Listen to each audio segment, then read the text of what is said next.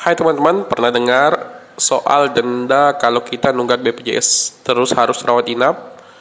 Di video ini saya bakalan jelasin tentang cara hitung denda RITL terbaru dengan lengkap pakai aturan hukum yang berlaku biar kamu nggak kaget pas lihat tagihan. Yuk tonton sampai habis biar teman-teman lebih paham.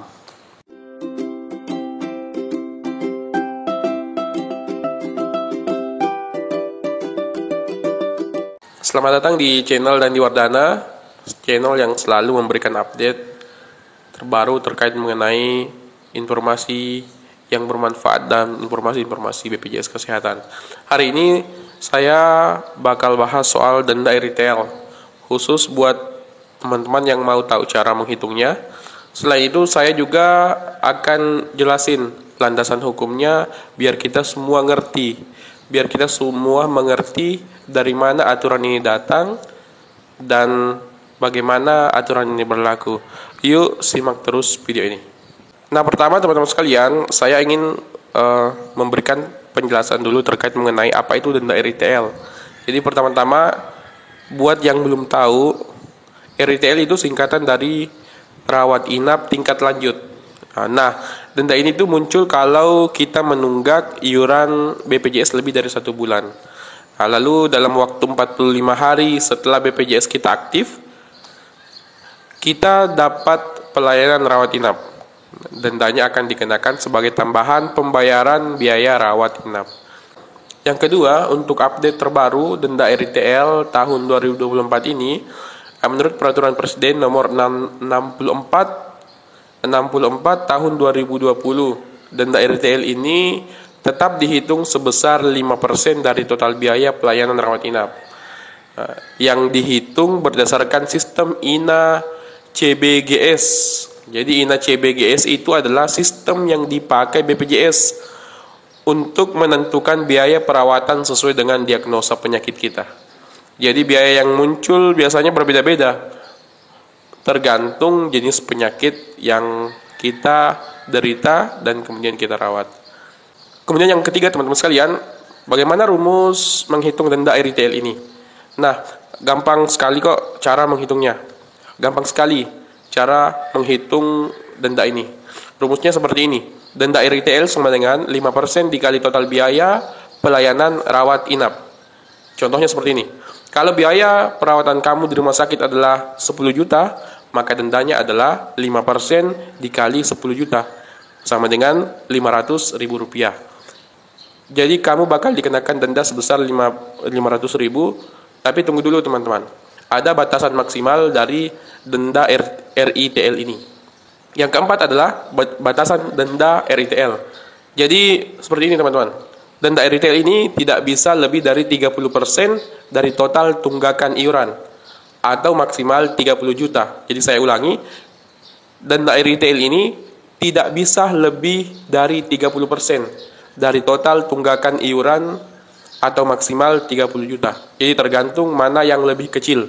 Misalnya, kalau tunggakan iuran selama 6 bulan adalah 42.000 per bulan, berarti total tunggakannya adalah 6 dikali 42.000 sama dengan 252.000. Nah, batas maksimal dendanya itu adalah 30% dari total tunggakan.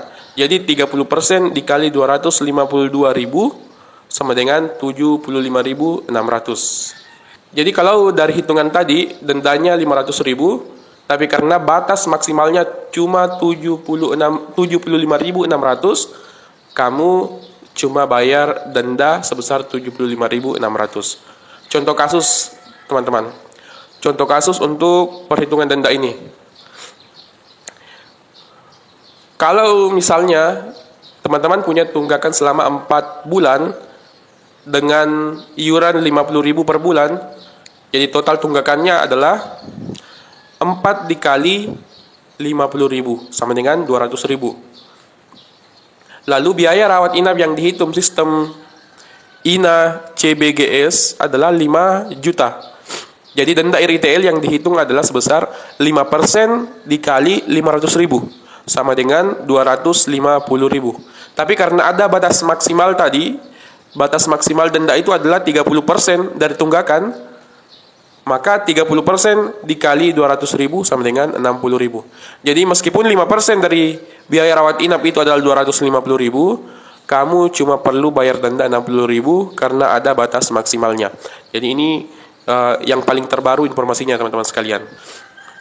Nah, apa landasan hukum denda RITL ini?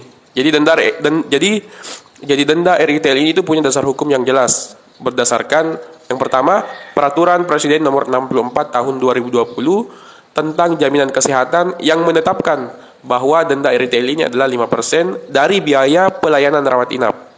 Yang kedua, Peraturan Menteri Kesehatan Nomor 28 Tahun 2014 tentang pedoman pelaksanaan program jaminan kesehatan nasional yang mengatur sistem pembayaran INA CBGS sebagai dasar perhitungan biaya pelayanan. Nah, jadi semua perhitungan ini punya landasan hukum yang kuat dan harus kita patuhi. Nah, buat kamu yang sudah kena denda RITL ini, jangan khawatir, kamu bisa bayar langsung lewat aplikasi mobile JKN atau website BPJS Kesehatan. Nah, tinggal login, kemudian cek denda yang harus dibayar, dan lakukan pembayaran lewat metode yang paling gampang. Bisa pakai ATM, e-wallet, atau transfer bank. Nah, ini cukup mudah kan teman-teman sekalian? Nah, kesimpulannya teman-teman, jadi itulah penjelasan lengkap cara menghitung denda RITL BPJS Kesehatan tahun 2024 ini. Intinya, dendanya 5% dari biaya rawat inap. Tapi jangan lupa, ada batasan maksimal, biar enggak terlalu memberatkan. Dan semua ini ada landasan hukumnya. Jadi aturan ini jelas dan berlaku buat peserta BPJS. Jangan lupa bayar iuran tepat waktu biar tidak kena denda. Semoga penjelasan ini bermanfaat.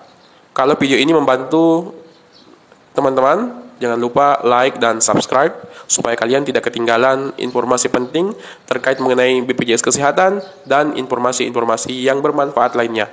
Kalau ada pertanyaan, bisa ditulis di kolom komentar video ini dan saya akan jawab secepatnya sesuai dengan kemampuan dan pemahaman saya terkait mengenai pertanyaan teman-teman. Sampai jumpa di video berikutnya dan wassalamualaikum warahmatullahi wabarakatuh.